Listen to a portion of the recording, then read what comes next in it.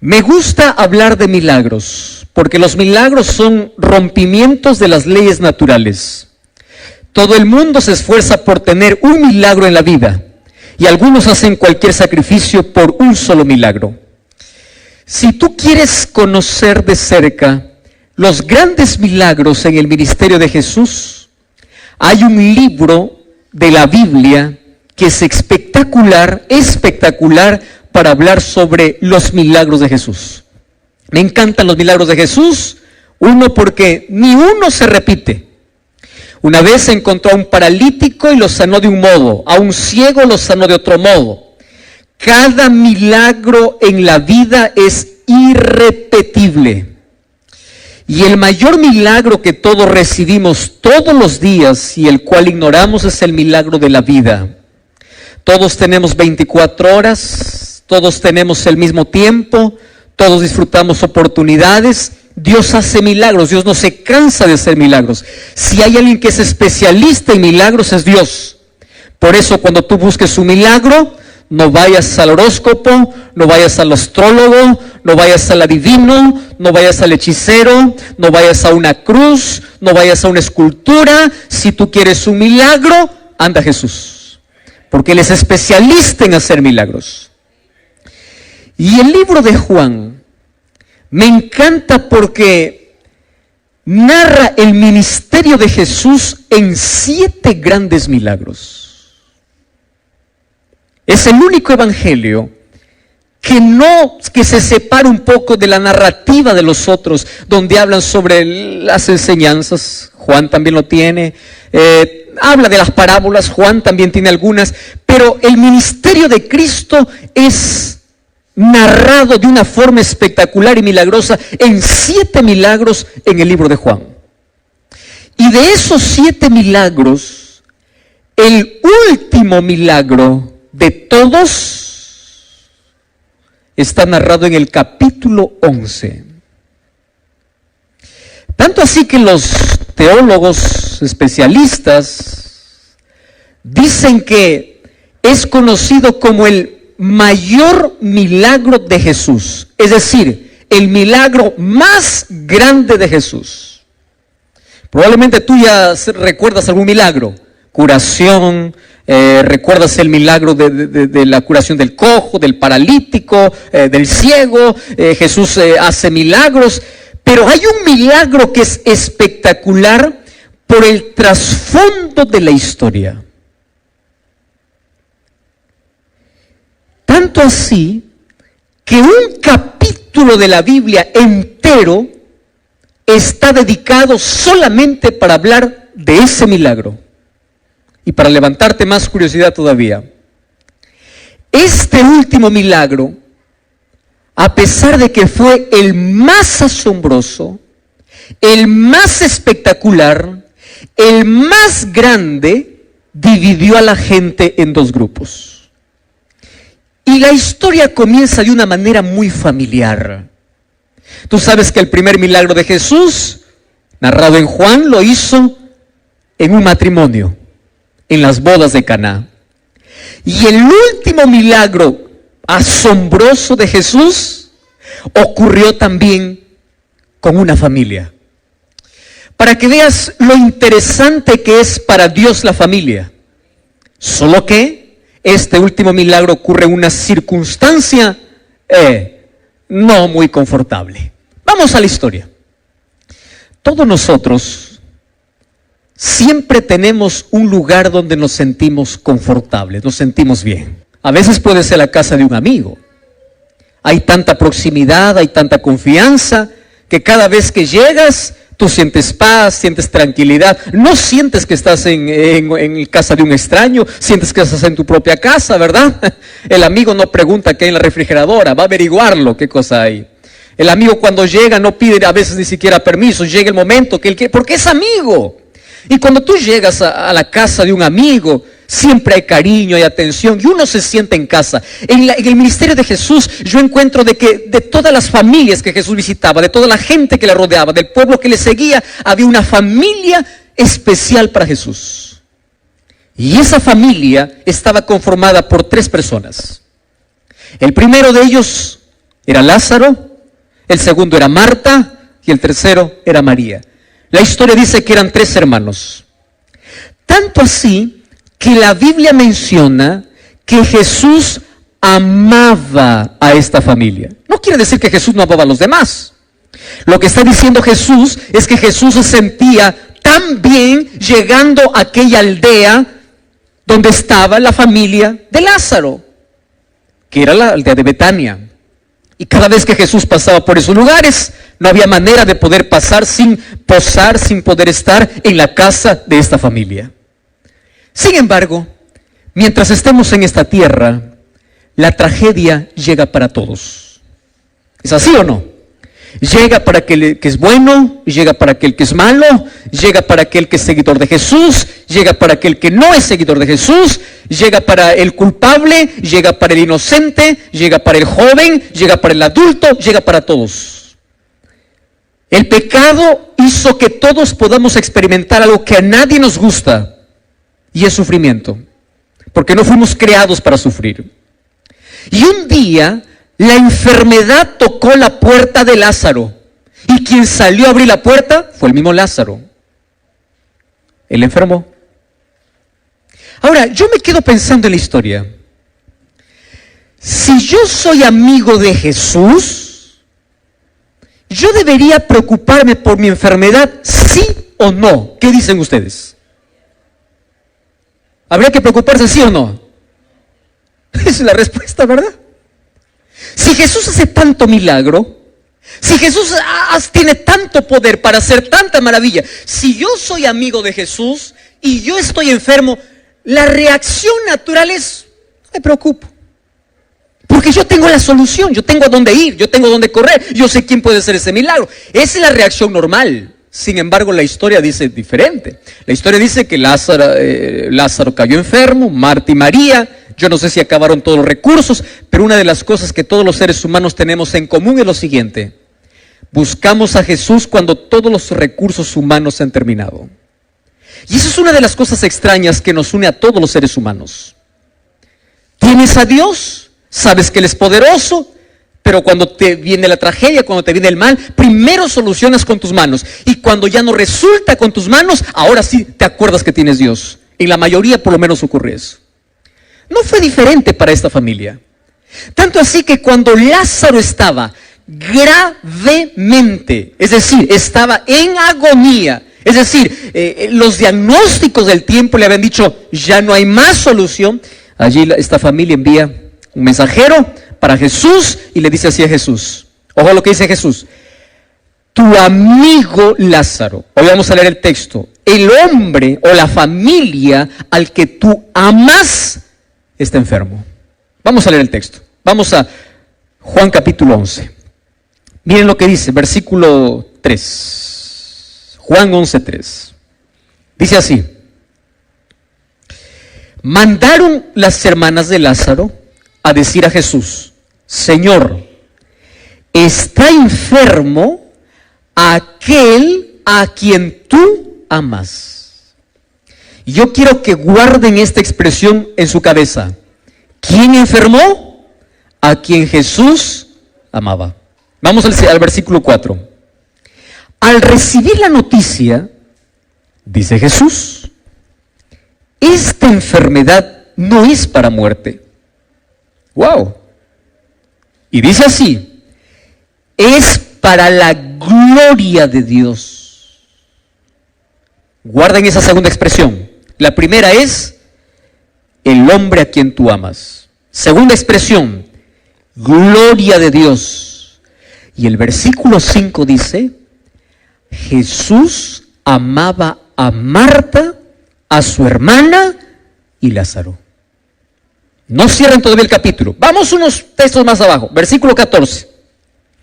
Entonces Jesús les dice a los discípulos, después de 2 días, Lázaro ha muerto. Versículo 15 dice así: y yo por esta causa me alegro. ¿Ustedes leyeron ese texto? Otra vez voy a repetir para que pueda crearnos más incógnita aún. Dice así: Lázaro ha muerto. Y Jesús dice, y por esa causa, por vuestra causa, me alegro de que yo no hubiese estado allá, para que ustedes puedan creer. Yo les dije que este sería el mayor milagro por algunos detalles. Primer enigma. ¿Por qué Dios permite el sufrimiento en los hijos a quienes Él ama? Hace algún tiempo yo recibí una de las cartas o de los mensajes más extraordinarios, bien redactado, en la página que yo tengo de Facebook. Y decía así: pastor, yo solamente quiero que me responda una sola pregunta. Una sola. ¿Por qué Dios, si es amor y si es poderoso y si Él ama tanto a sus hijos, por qué Dios no protege por lo menos solamente a sus hijos? Está bien, a aquellos que reniegan contra Dios, aquellos que dan la espalda a Dios, aquellas personas que son malas, aquellas personas que no merecen, está bien que ellos sufran consecuencias del pecado, etc. Ahora, la pregunta es, dígame, ¿por qué Dios, siendo bueno, por qué por lo menos no dice, tú eres mi hijo, ven para acá? Bueno, tú puedes sufrir un poquito, espera, pero tú no vas a sufrir, ven para acá. ¿Por qué no los protege? Y ustedes saben que una de las mayores preguntas que se ha hecho la humanidad en toda la historia tiene que ver con el sufrimiento. A tal punto que el 70% de personas que dicen que no creen en Dios, ellos un día creyeron. Pero ¿por qué dejaron de creer en Dios? Porque no encontraron respuestas a la incógnita más grande que el ser humano tiene. ¿Por qué, si Dios me ama, permite que sufra? Tú puedes conversar con alguien que dice, yo odio a Dios, Dios no existe, Dios para mí no existe. Una de las cosas que me impresiona es lo siguiente: todos venimos a este mundo trayendo la huella de Dios en nuestra conciencia. Nunca te olvides eso. Y eso significa que todos los seres humanos venimos siendo creyentes. Todos. El ateísmo, el agnosticismo y todas las creencias que tienen que ver con ir en contra de Dios son cosas que el ser humano aprende en la vida son la respuesta que el ser humano encuentra en la vida ante las mayores preguntas que tiene. Entonces, ¿qué cosa piensa el ser humano? ¿Dónde está Dios? ¿Qué hizo Dios cuando mi padre murió? ¿Dónde está Dios cuando mi hija murió en un accidente? Y es por eso que ya desde la filosofía, desde muchos años incluso antes de Cristo, hubo un hombre llamado Epicurio, que él colocó una filosofía donde desafiaba la existencia de Dios. ¿Y saben qué cosa decía? Él decía así: Dios no puede ser amor y poder al mismo tiempo. Porque si Dios es amor, ¿por qué permite el sufrimiento? Quiere decir que no tiene poder.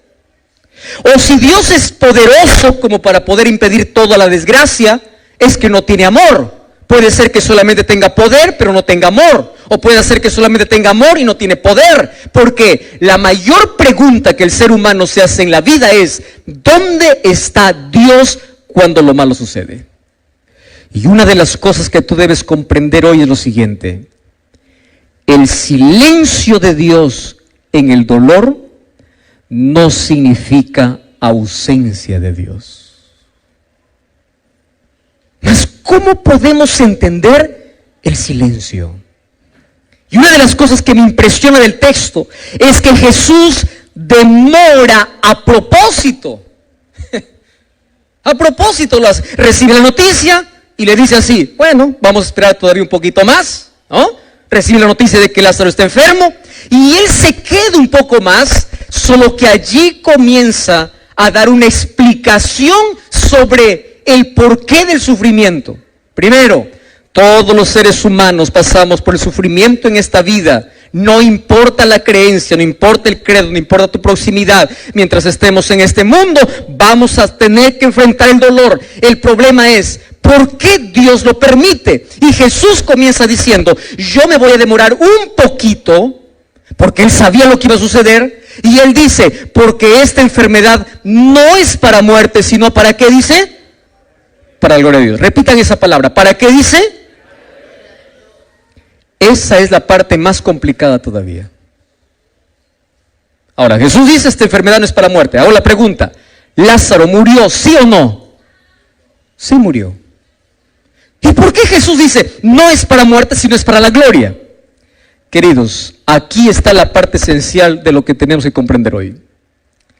Lo que para nosotros es muerte, para Dios puede significar otra cosa.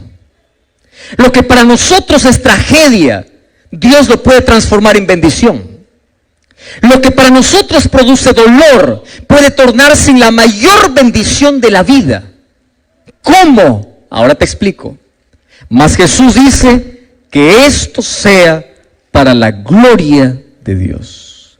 Yo quiero que todos podamos salir a casa pensando en 4 razones por las cuales Dios permite el sufrimiento. ¿Sí? Vamos a ir paso a paso y vamos a ver 4 razones para que cuando tú te enfrentes con la tragedia, cuando tú te enfrentes con el dolor, recuerdes por lo menos una de las 4 razones. Y eso te va a dar por lo menos alguna respuesta del por qué existe tanto dolor en este mundo. Primera razón. La primera razón es la siguiente. Dios nunca prometió en la Biblia que el ser humano viviría sin dolor mientras esté aquí en la tierra. Dios ha prometido un mundo nuevo sin dolor, pero no aquí. ¿Dónde? En el cielo. Mientras estemos aquí en la tierra, vamos a tener que sufrir. Y la Biblia dice, Salmos capítulo 46, Dios es nuestro amparo y fortaleza y es nuestro auxilio en medio de las tribulaciones. Préstame atención aquí. Tú vas a saber qué es auxilio de Dios cuando estés en medio. Es decir, cuando entres. Pastor, ¿y de dónde saca esa respuesta? Fíjate, las hermanas de Lázaro no le dicen a Jesús, ven porque tú nos prometiste que cuando alguien estaba enfermo, tú ibas a aparecer. ¿Así fue el mensaje de ellas? No, porque Jesús nunca prometió eso. Ellas dicen, el hombre o Lázaro a quien tú amas, ¿a qué cosa están apelando? Al amor de Jesús, no a la promesa de Jesús. La promesa de Jesús es, yo estaré contigo en medio del dolor, pero nunca te prometió, yo te libraré para que jamás entres en el dolor. Y aquí voy a hacer un pequeño paréntesis. ¿Ustedes saben por qué es necesario, en cierto modo, el dolor en la experiencia humana? Por una razón simple. Porque es a través del dolor que el ser humano tiene conciencia de pecado. Te voy a hacer un ejemplo. Imagínate tú que en este planeta no hubiese accidentes, hospitales, no hubiese dolor, no hubiese tragedias, que Dios proteja a todos, todo, y en este planeta el pecado avanza, el mal crece, pero Dios sigue protegiendo del mal, de las tragedias. Te hago una pregunta, ¿alguien tendría conciencia de lo que significa pecado? No. ¿Cuándo es que nosotros anhelamos que Cristo regrese pronto? Cuando pasamos por el dolor. ¿Cuándo es que el ser humano se aferra a Cristo? Cuando pasa por un momento de dolor. De alguna manera despierta en nuestra mente la conciencia de una búsqueda hacia Dios. Y lo primero que entendemos es, en medio del dolor recuerda, Dios nunca te prometió librarte, pero sí te prometió acompañarte en medio de tus lágrimas. Y aquí está la diferencia de sufrir con Dios y sufrir sin Dios, que es grande la diferencia. Segunda razón, Jesús dice que esta enfermedad es para la gloria de Dios. Queridos, los mayores milagros que tú vas a ver en la Biblia fueron hechos en la mayor oscuridad de dolor. Cuando Dios abrió el mar para que los hijos, el pueblo de Israel, pasen seco, cuando estaban en el dolor. Te explico. Ellos llegaron allí frente al Mar Rojo. Los egipcios estaban detrás. El mar estaba delante. Montañas estaban para otro lado. Ellos estaban acorralados. Y es allí donde nacen los milagros. Todos los milagros nacen en las mayores crisis del ser humano. Si tú estás pasando por una crisis mayor, el mayor milagro siempre nace de la mayor crisis. Siempre. Es en las tormentas que nosotros aprendemos a descubrir y a tener la paz de Dios. Es en el dolor que nosotros vemos la manifestación de Dios. Número 3. El dolor puede transformarse en un instrumento de Dios para la salvación de las personas. La Biblia cuenta la historia de un rey. El nombre de este rey es Nabucodonosor. Nabucodonosor tenía tanta comodidad.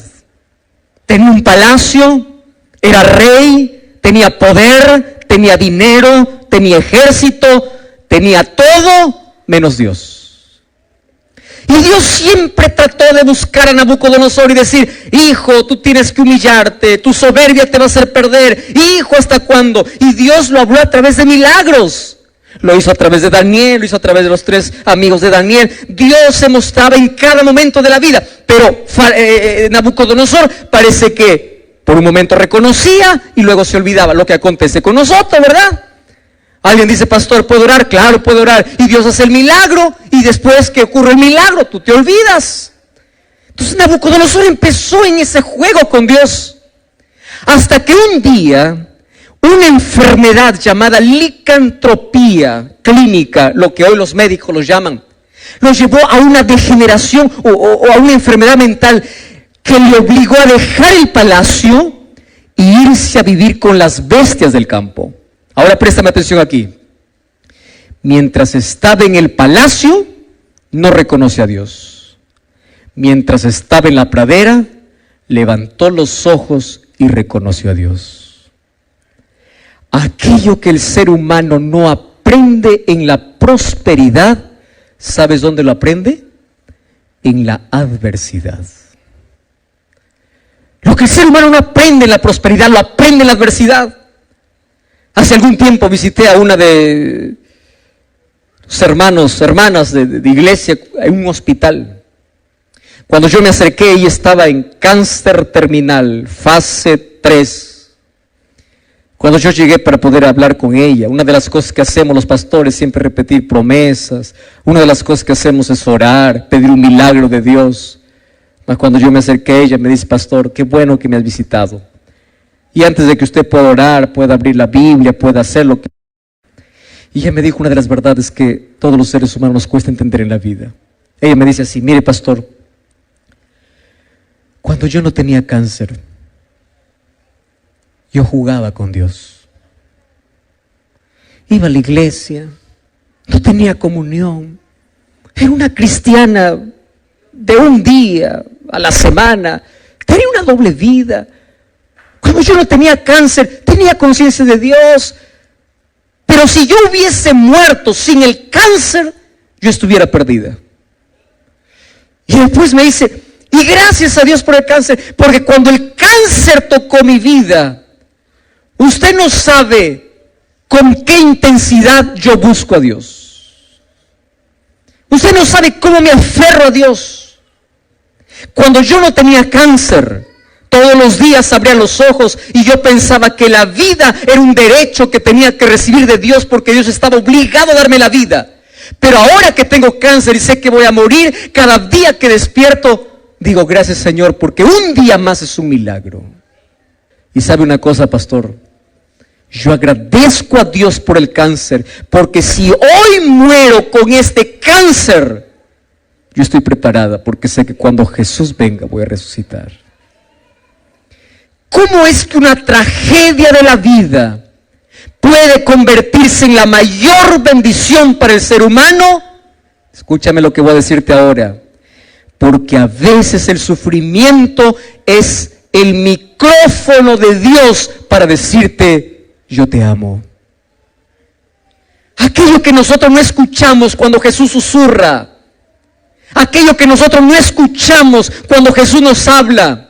El micrófono y el parlante que Dios usa para decirte, te estoy perdiendo y no te quiero perdido, yo te quiero aquí, es el sufrimiento. Miles de personas en este mundo levantaron los ojos al cielo en las mayores crisis de la vida. Cuando perdieron todo, cuando creyeron que ya no tenían más nada en la vida y vieron de que era Dios lo único que tenían. Y es allí donde se aferraron del brazo poderoso de Dios. Yo te hago una pregunta. ¿Qué harías tú? Escúchame aquí. Si tú eres padre o eres madre, ¿qué harías tú si tú supieras que mañana tu hijo o tu hija, cuando sale de la casa, nunca más va a regresar porque un carro le va a atropellar? ¿Qué harías tú para evitar su muerte? Dime lo que harías. ¿No te pararías en la puerta en la mañana? ¿No le suplicarías y le dijeras, por favor no salgas? ¿No te cobrarías en medio para decir, yo no te dejo salir? ¿No levantarías la voz para decir, yo soy tu padre, yo soy tu madre, no quiero dejarte salir? ¿Cuál sería el último recurso que tú usarías para evitar la muerte de tu hijo? El castigo. El último recurso, por amor. A veces Dios usa el sufrimiento para decirte, hijo, prefiero verte sin una pierna aquí que no verte en el cielo. Prefiero que aquí puedas experimentar alguna cosa que despierte tu necesidad de mí a perderte. Y aun cuando en el sufrimiento ignoras y te alejas de Dios, en lugar de aferrarte a Dios, recuerda que Dios usó un megáfono, un micrófono para decirte, yo te quiero a mi lado. Las mayores crisis de la vida son las mayores oportunidades que Dios tiene para mostrar su poder en la vida. Y Dios puede revertir cualquier situación, porque Él está dispuesto a hacer milagros. Yo te dije que había 4 razones, y voy a la última razón. ¿Sabes cuál es la 4ª razón? Dios permite el sufrimiento, porque el sufrimiento es el único medio que algunos entienden para pulir su carácter. Te voy a explicar así. En la Biblia, yo encuentro a un hombre grande al cual yo admiro mucho y se llama Pablo. El gran predicador, el mayor evangelista que Dios ya tuvo en el Nuevo Testamento. Un hombre usado por Dios. Un día, cuando yo voy al libro de 2 de Corintios, fíjate lo que dice 2 de Corintios, capítulo 12, versículo 7. Mira lo que dice aquí. 2 de Corintios 12, 7. Dice así: y para que no me ensoberbezca con la grandeza de las revelaciones, Dios me puso una espina en la carne, un mensajero de Satanás, para que me abofetee a fin de que yo no me exalte. Versículo 8. Por esta causa he pedido 3 veces a Dios que quite esa espina de mi carne. Pero Él me dice: bástate mi gracia, porque mi poder se perfecciona en la debilidad. De buena voluntad, Él dice, yo me gloriaré en el dolor. Yo tendré satisfacción en el dolor, porque es la única manera que yo puedo experimentar en mi vida el poder de Cristo. Escúchame aquí. A veces Dios usa el dolor para pulir nuestro carácter y ser más semejantes a Él. ¿Por qué Dios no le quitó el dolor de la vida de uno de los mayores apóstoles que tuvo la iglesia? Porque Dios sabía que si le quitaba, Él perdería el poder de Dios. ¿Sabes cuándo tenemos más poder? Cuando aprendemos a depender de Dios. ¿Y sabes cuándo aprendemos a depender de Dios? Cuando la noche llega a nuestra vida. Yo escuché hace algún tiempo una ilustración muy interesante. El dolor es como el fuego para pulir el carácter. Y él decía así: existen dos tipos de personas en este mundo. Unos que son como el oro y otros que son como madera seca. Ayúdame aquí. Cuando pones la madera seca en el fuego, ¿qué sucede con la madera? Se hace ceniza. Y cuando tú colocas el oro en el fuego, ¿qué cosa hace? Brilla. Algunos cuando pasan por el fuego, su fe se hace cenizas. Y otros cuando pasan por el fuego de la vida, empiezan a depender más de Dios. Y Pablo entendió de que la debilidad, el dolor, es un instrumento que Dios tiene aquí. No porque Él se deleite en que nosotros suframos, sino porque es la manera como a veces consigue que nosotros permanezcamos siempre en su presencia. Y es por eso que cuando estaba en la cárcel, cuando las espaldas sangraban, ¿sabes qué cosa hacía Pablo? Pablo cantaba. Cuando él estaba en una cárcel, escribió una carta a los filipenses y dijo: regocijaos en el Señor. ¿Sabe de dónde lo escribió? Desde la cárcel, porque él aprendió que en medio del dolor el cristiano tiene esperanza. El cristiano tiene paz. Que ni una lágrima puede caer de tus ojos en la mayor tragedia de la vida sin que tengas paz en el corazón. Y el mayor regalo que los seres humanos podemos alcanzar en esta tierra es tener paz, no cuando pasa la tormenta, sino paz en medio de la tormenta. El mayor milagro que Dios hace probablemente no sea quitar el cáncer que tú tienes. El mayor milagro que Dios hace probablemente no sea darte el empleo que tú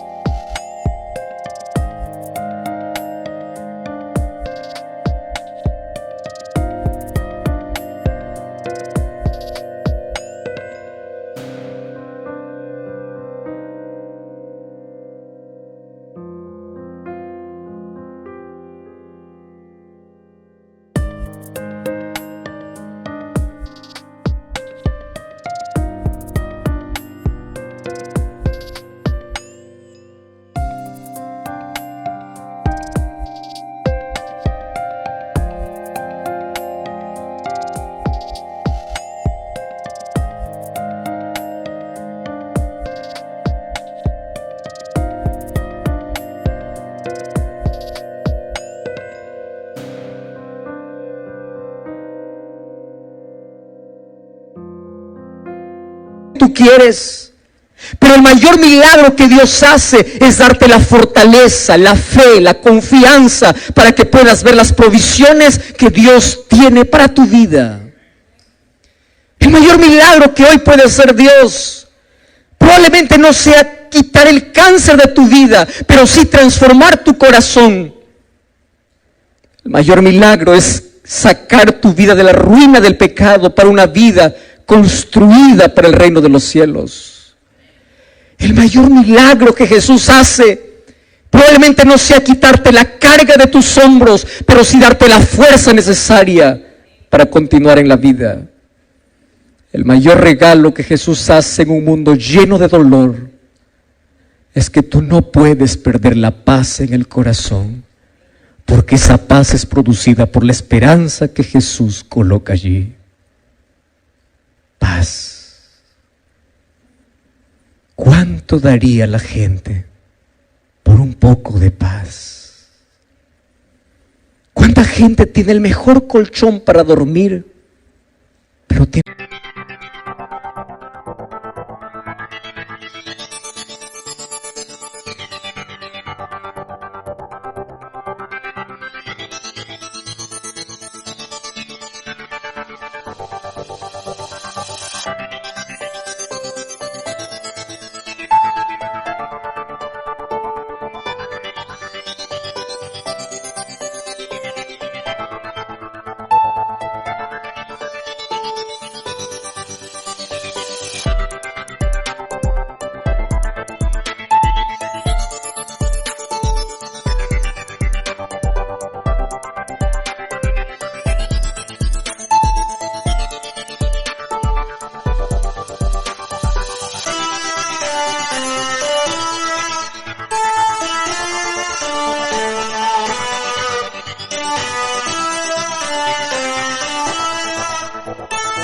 noches enteras de insomnio? ¿Cuántas personas tienen la casa llena de comodidades, pero tienen el corazón vacío? ¿Cuántas personas tienen todo para ser feliz, pero buscan la muerte? ¿Sabes por qué? Porque lo único que les falta es paz. Hace algún tiempo escuché una historia. Miguel era un niño que tenía 10 años de edad. Junto a la mamá todos los sábados iba para la iglesia. Cantaba, adoraba a Dios, se preparaba para ser un líder. Solo que el papá de Miguel nunca quiso acompañar a su hijo y a su esposa a la iglesia.